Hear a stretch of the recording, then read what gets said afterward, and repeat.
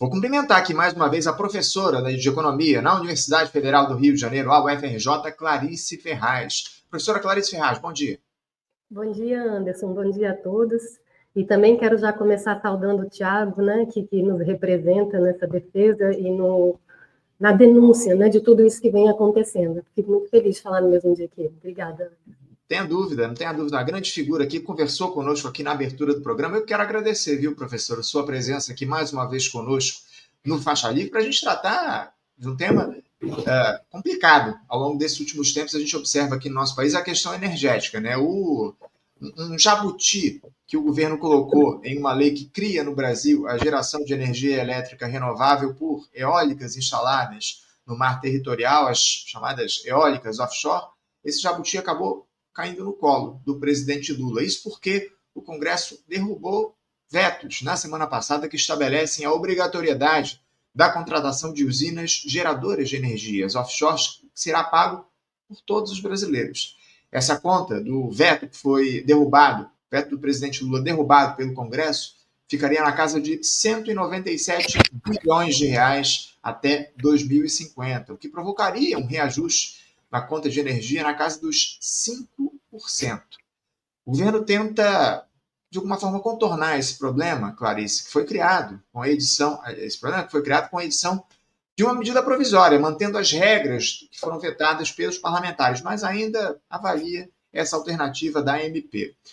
Clarice, o governo parece que tropeça nas suas próprias pernas, uma gestão que cada vez mais, ou mais uma vez, prova não ter uma base aliada firme e comprometida com as matérias propostas pelo Palácio do Planalto, com os vetos do presidente da República. Boa parte dos votos que vieram saíram, inclusive, do próprio Partido dos Trabalhadores. Enfim, o que dizer sobre a derrubada desses vetos aí do presidente Lula, Clarice, que podem produzir um efeito catastrófico para a conta de luz dos brasileiros, aumentar a inflação, as consequências de tudo isso? Queria sua análise, por favor.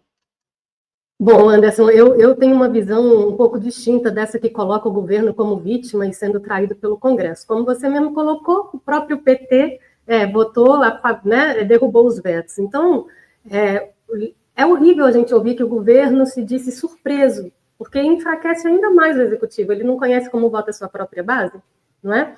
Mas então o meu problema ele é anterior, Anderson, porque assim era de se esperar, não é? O governo não tem maioria no Congresso, quer dizer, nem a sua própria base, mas enfim.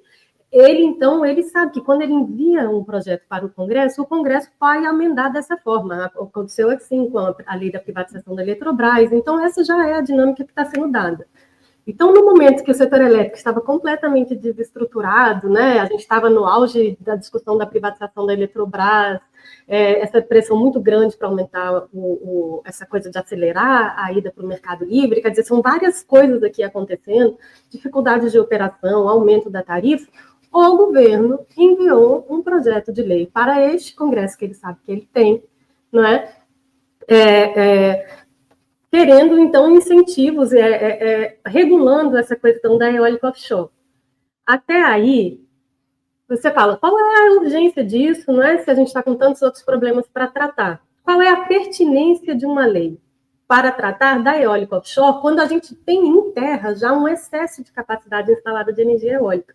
Então, já causa um enorme estranhamento, na verdade, é o governo fazer um esforço tão grande, né, em prol de uma tecnologia que não tem entrada aqui no setor elétrico brasileiro, né, não tem preço, tá? E, além disso, não está dada também a estrutura de financiamento, de novo, né, toda vez eu falo isso, o pessoal fica falando só de energia e esquece dos custos de sistema que tem que ser associados aqui para que essa energia possa chegar na casa do consumidor.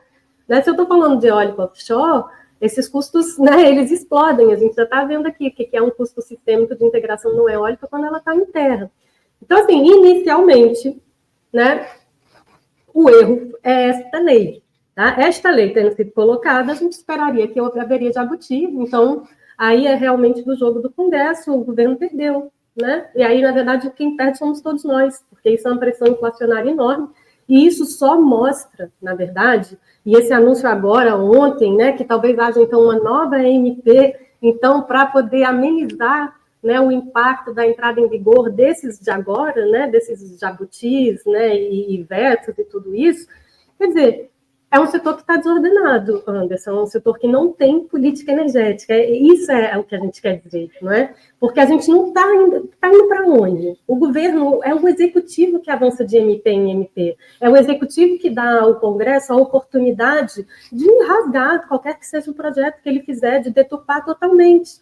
Então, se a gente está criticando os jabutis porque eles são, na verdade, resultado de lobbies de determinadas tecnologias, termoelétrica, né? Está bem explícito, o próprio carvão, o PCH, que se critique o incentivo à eólica. Em primeiro lugar, essa lei é também um fruto de lobby. Então, o setor elétrico não pode avançar assim, entendeu? Você tem que vamos fazer essa política de transição energética nacional. Ela não é uma questão só da energia, a gente tem que articular justamente, né? Porque é instantâneo a eletricidade. Então, o que eu gero é para alguém consumir. Então, que tipo de atividade a gente vai, sabe? Aí amarrando essas coisas. E quando você vai avançando por MP, você vai fragmentando. E você vai perdendo todo... Você não tem jogo, a gente não sabe para onde a gente está indo, Anderson. E aí o somatório disso aqui é a inflação. Né? E a gente está no meio de uma guerra de novo. Então, estava bem bom, assim, um momento bem propício para lembrar que energia é elemento estruturante, a nossa vida depende dela. E que a gente tem que se organizar mesmo. E da gravidade que é a gente não ter, né? Ou perder completamente o controle sobre o preço. Então, assim, o governo cavou. É isso. Clarice, eu queria que você falasse um pouco, aprofundasse um pouco a discussão e o detalhamento sobre essa chamada lei do marco regulatório de energia offshore. Detalhe aqui para os nossos espectadores o que seria esse marco regulatório, enfim, essa obrigatoriedade da contratação de usinas geradoras de energia, no veto que foi derrubado pelo Congresso Nacional, enfim, detalhe aqui para a gente, por favor, o que é essa lei, o que significa, o que representa para o país. A lei em si, sabe, Anderson, o problema é que sempre que você quer abrir um novo setor, você vai ter incentivo fiscal, você vai desarticular alguma coisa, porque, como a gente sempre, eu gosto de lembrar, é sistema. Então, se eu estou mexendo num elemento do sistema, o resto vai ser alterado, está todo mundo conectado. Tá? Então, em princípio, era só uma questão assim, olha, existe a tecnologia offshore no mundo, a gente tem um grande potencial, fato, né? Se realmente fosse a gente sair de petróleo e tal, tem sinergia com as infraestruturas, então, se fosse necessário, eventualmente, né, isso aí a gente estuda, não é um contra, tá? E aí, na verdade, o que era? Era, bom, como é que faz isso, então?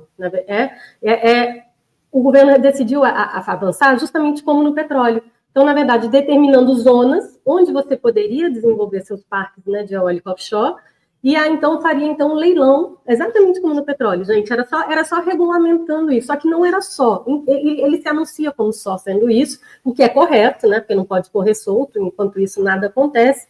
Por exemplo, o armazenamento a gente não tem regulação ainda, então não há nada que possa ser feito, né, com relação a isso, tá? Então, era só, em princípio, era isso, era assim, quem quiser fazer eólico offshore vai ser dessa forma e as áreas elas vão ser leiloadas, né? E vão ser assim, a gente vai avançar, tá? O que falta? Falta toda a parte que olha para o setor elétrico, né? Então, se fosse só uma permissão, e se fosse só a gente vai estruturar assim, e que os agentes assumindo seus custos e os custos de integração, né, bidassem, entrassem no leilão e disputassem de forma competitiva, tudo bem. Só que ele não é competitivo. Então, toda vez que você tem isso, você vai ter um pacote de benefícios atrelado de forma a viabilizar, né, essa fonte, tá? Então, essa é a lei.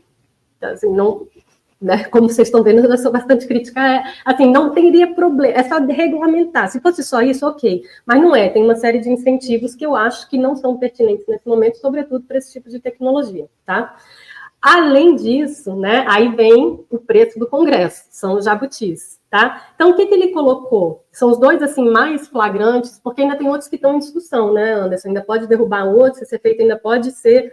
E aí, só um parênteses, né? O governo mandou para o Congresso, antes disso que a gente está discutindo aqui, uma outra MP sobre a reforma do setor elétrico. Eu até escrevi um artigo, eu acho que eu conversei com você em outras entrevistas também, assim... O governo não pode endereçar uma reforma do setor elétrico se ele nem sabe ainda qual vai ser o resultado, né? Justamente dos impactos da eólica offshore, né? Se vai ter um jabuti que vai ser mantido, se outro não, enfim, a gente não sabia onde estava pisando, não sabia o impacto tarifário da eólica offshore, dessa lei, E foi avançando com a MP 1300. Agora já está dizendo que pode deixar caducar essa. Enfim, é uma grande confusão. Mas voltando para o PL da eólica, então seria essa regulamentação, mas vem com uma série de incentivos. E aí vem os jabutis. Os jabutis, tá? Os dois mais marcantes. É uma contratação e tem muito a ver com a lei da Eletrobras, tá? Porque tinha uma série de jabutis lá da lei da Eletrobras que eles não conseguiram viabilizar. Então, eles deram uma mexida e jogaram aqui nessa da eólica e aí estão tentando avançar. E se não conseguisse, né, colocava na MP 1300 ou na próxima, então, que o governo já está anunciando que vai fazer, quer dizer, o Congresso tem espaço suficiente para operar com o Executivo, né, o ministro de Minas e Energia fazendo esse tipo de coisa. Contratação de termoelétrica inflexível em zonas onde não há, o negócio da lei da Eletrobras, onde não há infraestrutura de gás. E aí, o que é mais grave? Eles desconsideram o preço do transporte nessa contratação dessa termoelétrica. Né? Você veja agora, né? Se a gente tivesse construído dutos e tudo, isso é uma fortuna. Eu estou falando de uma infraestrutura que leva décadas para ser amortizada e a gente está falando aqui que tem que descarbonizar. Então, de novo, é hora de fazer duto? Vai fazer gasoduto? Não está faltando nada no Brasil? Né? Esse é o tempo de fazer gasoduto? Tá, não, então vai no GNL. É uma guerra. A gente está com um câmbio ruim. Como é que vai ser isso? Tá? Então, não há consideração sobre isso. Vai ser caríssima essa contratação. Tá? E aí, o que é mais grave ainda é justamente, assim, eu tô com dificuldade de adjetivar sem falar com muita agressividade, porque a desconsideração da questão técnica. Porque aí o Congresso pega e fala assim, essa termoelétrica ela é inflexível em 70% do tempo. Então, quer dizer, 70% do tempo, mesmo que você não estiver precisando, ela gira e ela queima gás. Quer dizer, gás que talvez esteja vindo, né, com esse problemão aí, um GNL que pode ter um preço que pode explodir, ou um gás que vai ter que ter uma infraestrutura de transporte enquanto não tem, vai ser por caminhão. Assim, é umas coisas, gente, que a gente não analisa. O que o setor elétrico precisa hoje, Anderson, é justamente o quê? Capacidade de resposta e flexibilidade para poder justamente compensar e dar jogo, tentar minimizar as perdas de eólica e solar, tentar evitar o blackout, né? A gente tentar chegar no balanço o melhor possível. Então, termoelétrica é necessário, mas não é assim. E, sobretudo, não é inflexível. Ela, justamente o que você quer dela é a flexibilidade, né? E aí, apesar das emissões, porque o que a gente está vendo é que a gente não consegue operar se a gente não conseguir, se a gente deixar só eólica e solar. Né? Saiu recentemente também o resultado, né, do relatório explicando as causas do apagão espanhol, né? Também corroboram isso, tá? Então, de novo, também, não é anti-nada, sabe, Anderson? É só assim, é ante essa visão fragmentada que impede um setor elétrico sustentável e que a tarifa baixa, né? Só isso que está acontecendo. Então, o jabutizão, assim, é esse, né, da termoelétrica, e um outro que também é muito chocante, na verdade, é a questão da extensão, né, do incentivo a carvão até 2050. Então, assim, de novo, né, você está falando de fontes extremamente carbonizadas, de um avanço muito importante e com custos muito elevados. Então, o setor elétrico merece atenção. E o pessoal da indústria deveria estar preocupado. Deveria estar preocupado, como você muito bem traz aqui para a gente, viu, Clarice? Eu tenho muitas mensagens chegando aqui. Deixa eu ver se eu encontro aqui. A Jeane, ela pergunta aqui, o que danado é eólica offshore? Ela pergunta aqui sobre o que seria, de fato, a eólica offshore. E também eu queria aproveitar para te questionar, que você já falou isso um pouco ao longo das suas respostas anteriores, mas a quem interessa esse marco regulatório offshore? O que está em discussão, o que está em curso, o que os brasileiros sairiam beneficiados com esse novo marco regulatório? Enfim, fala um pouquinho sobre o que é, de fato, a eólica offshore e a quem beneficia esse marco regulatório. Tá. Então, a eólica offshore, na verdade, é uma torre eólica, mas ela vai ser colocada lá no oceano. Então, você vai ter que ter, como plataforma de petróleo, claro que não é na mesma dimensão, mas quer dizer, você tem que ter uma estrutura sobre a qual vai ser colocado uma torre eólica. Normalmente elas são maiores ainda, né? Porque aí você está lá. Pessoal que mexe com oceanos, né, biólogos e tal, dizem que tem um impacto ambiental bastante significativo, tá? Essas torres aí no meio do oceano que atrapalham, né, rotas de pássaros e peixe, né, e essas coisas. Tá? Mas então, isso é uma eólica offshore. E aí, quer dizer, eu estou gerando eletricidade lá longe, né? E aí eu tenho que trazer para a terra que é onde a gente vai consumir. Então, você pensa num custo de uma linha de transmissão, você imagine uma que vai vir lá do oceano, que vai trazer uma quantidade de energia que ainda é difícil, né? E que vai trazer para a Terra, tá? Então, de base, ela já é muito mais cara, né? A própria manutenção. Como é que eu vou fazer a manutenção numa torre eólica no meio do oceano? Normalmente, você vai fazer isso com helicóptero, né? Você vai ter que fazer um outro transporte. Então, os custos de manutenção também são super, super elevados. Então, assim, para o brasileiro médio, só se fosse assim, nossa, essa é a tecnologia, né? Descobrimos, ela é a fisão, né? Assim, não vai ter, resolvemos todos os nossos problemas energéticos. Aí você poderia até fazer uma política, né, dessa coisa aí de curva de aprendizagem, a gente dá um incentivo inicial. Já está posto, né, a tecnologia está aí, são os custos mesmo, né, que são muito importantes. Beneficia quem?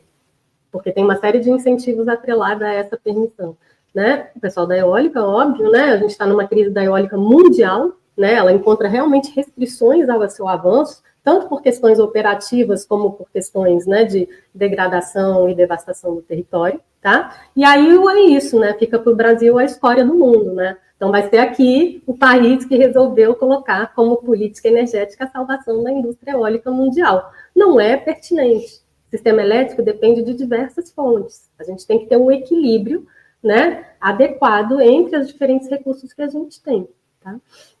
Então, beneficia esse pessoal da eólica e quem tem feito muitas parcerias são as próprias empresas de petróleo, né? Era esse o plano da Petrobras, justamente com o Thomas Kim, de eólica offshore. Não tem nada de esforço maior, nem de nada disso. É o pessoal da eólica e o pessoal do petróleo, eles têm sinergias naturais nessa infraestrutura, e é isso. Não é o pessoal que defende o consumidor, muito menos a transição energética verdadeira. É isso. Professora, para a gente fechar aqui o nosso papo, eu queria que você falasse um pouco sobre as alternativas a essas eólicas offshore. Você deixou muito claro aqui para a gente os prejuízos que isso pode trazer para o país, enfim, as questões que estão colocadas nesse processo, a quem tudo isso beneficia. A necessidade de produzir energia limpa é mais do que fundamental num momento como esse que a gente atravessa. Quais seriam as alternativas que o Brasil poderia adotar nesse sentido para melhorar a sua matriz energética, no sentido, obviamente, de ter energia limpa? Anderson, a gente tem que começar a ter planejamento. E planejamento, assim, que caso curto, médio e longo prazo. A gente tem um setor que, na estrutura de governança mesmo, ele está muito fragmentado. Então, ali, com abacaxi na mão, para salvar a nossa operação e evitar o apagão do dia a dia, tem o ONS, que é o Operador Nacional do Sistema, que é para ser independente, tá? Depois, você tem aí a EPE, né, que vai fazer o planejamento de longo prazo, mas cujo planejamento não é determinativo. É só, olha, a gente acha que é um estudo, né, mas que não tem obrigatoriedade, não vai ser implementado. Tanto que você pode pegar os planos decenais de expansão e comparando o que havia sido previsto e o que foi efetivamente concretizado, não tem, né? Então, assim, a gente não tem esse planejamento de longo prazo e essas instituições não estão conversando bem entre si, o Ministério, a EPE e o Operador Nacional do Sistema. Ainda tem, né, a questão da ANEEL, então a gente está falando que o governo mandou essa proposta, né, agora a outra, a MP 1300 da reforma do setor elétrico, em meio a essa grande confusão e dessa pressão inflacionária danada, né? Então, assim, é mais incerteza, né? E a gente, assim, não tem qualquer análise de impacto tarifário. Isso mesmo que você falou agora, olha, a previsão do impacto desses vetos, né? Ou justamente da derrubada dos vetos, são estudos feitos por consultoria privada. Cadê a inteligência do governo? Cadê a ANEEL que tem que fazer impacto tarifário? Aí, justamente, quando você vai vendo, né? Quer dizer, vai ter mercado livre para todo mundo, eu tenho que calcular um monte de coisa. A ANEEL, que já não tinha condições de operar corretamente, que estava pedindo aumento de orçamento, agora vem uma notícia de que ela teve seu orçamento assim cortado. Então, não tem regulador. O regulador não dá conta. Eu não vou nem criticar a qualidade da regulação, tá? Mas a gente não tem quadro para controlar tudo isso. Então, a gente está mal, não é modo de falar. Então, assim, se você vai para um mercado todo livre e tal, como é que você tinha que ter um regulador super forte? Se você tem uma Eletrobras, uma empresa privada que é monopolista de armazenamento, você tem que ter um regulador muito forte, inclusive não é suficiente, mas assim, né, você pelo menos teria que dar esse tipo de resposta caso você tivesse uma proposta consistente, assim, de vamos para mercado, né, e porque você tem que proteger, né, a economia e a população dessas oscilações de preço que podem, né, parar toda a atividade econômica e podem, né, causar assim, crises políticas muito profundas, né, a gente sabe disso. Né, o Lula vem para 2003, né, graças ao nosso apagão aí de graças, né, de 2000, 2001. É isso que tira o PSDB, que hoje em dia não é nada. Quer dizer, o que vai acontecer com a gente? Sério, né? O PSDB tinha um partido do presidente, não é nada hoje. O que vai ser do PT? Professor, o fato é que há um quadro de absoluto abandono do setor elétrico aqui no nosso país. Infelizmente, o governo Lula não toma uma posição de protagonismo nesse processo. A discussão sobre a reestatização da Eletrobras foi deixada de lado pelo governo, criou-se ali, construiu-se um acordo a partir daquela ação da AGU a respeito das ações que o Estado brasileiro tem na empresa. Houve ali um acerto, o governo ganhou mais cadeiras lá no Conselho de Administração, também no Conselho Fiscal, enfim, mas, infelizmente, o governo tem abandonado as lutas pelo caminho, pelo menos as lutas que estavam colocadas e as promessas que foram feitas de campanha, não só relativa ao setor energético, mas também outras reformas, reforma trabalhista, falou-se ali sobre a necessidade de revisão, o governo não trata mais dessa questão, enfim, uma série de temas foram abandonados pelo caminho nesse governo, nesse terceiro governo do presidente Lula. Isso nos preocupa demais diante da possibilidade de reeleição dessa gestão no ano que vem, desses acordões que são construídos, desses acertos realizados com o grande capital, a fim, na busca por essa dita governabilidade, e a ameaça da extrema-direita que, mais uma vez, a gente não pode se iludir quanto a isso. Essa turma que hoje apoia o governo Lula, o Centrão, esse pessoal, não vai em nenhum momento ter qualquer tipo de constrangimento em bandear para o outro lado, para o bolsonarismo, para a extrema-direita, enfim. Então a gente precisa ficar muito atento e dialogar com a classe trabalhadora e mostrar o que está em curso no país nesse momento, que é, acima de tudo, um projeto neoliberal, seja ele liderado pela extrema-direita, seja ele liderado pelo governo Lula. Infelizmente, são duas faces de uma mesma moeda. Lamentavelmente, a gente precisa deixar isso claro. Professora Clarice Ferraz, eu quero agradecer muito a sua participação aqui com a gente no nosso programa, trazendo informações importantes a respeito do setor elétrico, deixando claro o que está em curso aqui no nosso país. A gente segue aqui na luta e no diálogo a respeito do que acontece nessa área tão importante para o nosso país, ainda mais quando a gente fala na busca por soberania nacional. Obrigado mais uma vez, Gil, Clarice. Obrigada, Anderson. É isso mesmo, né? E assim, a gente não abandona o setor elétrico e não quer abandonar o governo. A gente que está dizendo, olha, para a gente poder dar certo e viabilizar, né, uma sociedade mais justa nesse país, a gente não pode deixar a extrema-direita voltar. Então, olhe para a qualidade de vida da população, essa questão da energia é essencial, e o setor elétrico, assim, é até além disso, né? Olha o momento geopolítico em que a gente está vivendo, eu estou preocupadíssima, na verdade. Então, vamos chamar a atenção, pressionar tanto o executivo como os congressistas para chamar a atenção para essa questão do setor elétrico. Olha, não é brinquedo, e o setor elétrico pode ser uma pauta super positiva para qualquer partido que seja, porque o consumidor sente, sabe? Então, quem abraçar esse negócio se dá bem, seja de direita, seja de esquerda, não importa. Agora, isso é infraestrutura para tocar esse país todo. Então, assim, vamos vendo, né, Anderson? Vamos vendo e vamos tentando aí, eu não sei se o grau de pressão é o tom correto, mas, assim, algo a gente tem que fazer. A fingir que não está acontecendo nada, não dá, né? Obrigada, então. Afeta diretamente o bolso do brasileiro, como você bem disse aqui para a gente. Mais uma vez, muito obrigado, viu, Clarice? Em breve a gente volta a conversar. Um abraço para você, até a próxima. Conversamos aqui com Clarice Ferraz, professora de Economia na Universidade Federal do Rio de Janeiro, a UFRJ.